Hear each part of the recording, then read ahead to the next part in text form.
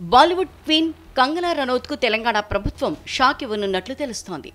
ఆమె ప్రధాన పాత్రలో నటించిన ఎమర్జెన్సీ సినిమాను రాష్ట్రంలో నిషేధించాలని రేవంత్ రెడ్డి ప్రభుత్వం యోచిస్తున్నట్లు సమాచారం.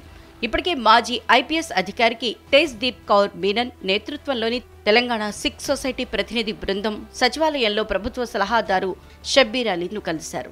రాష్ట్రంలో ఎమర్జెన్సీ సినిమా విడుదల నిషేధం విధించాలని అభ్యర్థించినట్లు తెలిపారు.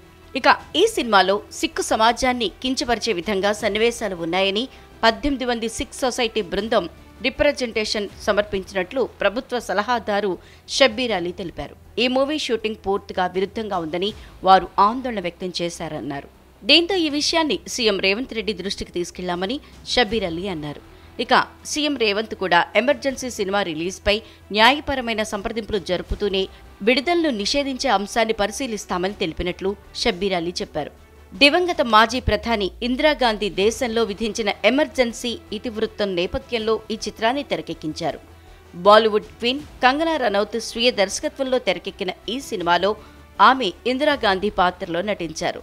1975 జూన్ 25 నుంచి 1977 వరకు కొనసాగిన ఇండియన్ ఎమర్జెన్సీ ఆధారంగా ఈ చిత్రాన్ని రూపొందించారు. సెప్టెంబర్ 6న ఈ చిత్రాన్ని విడుదల చేయనున్నారు.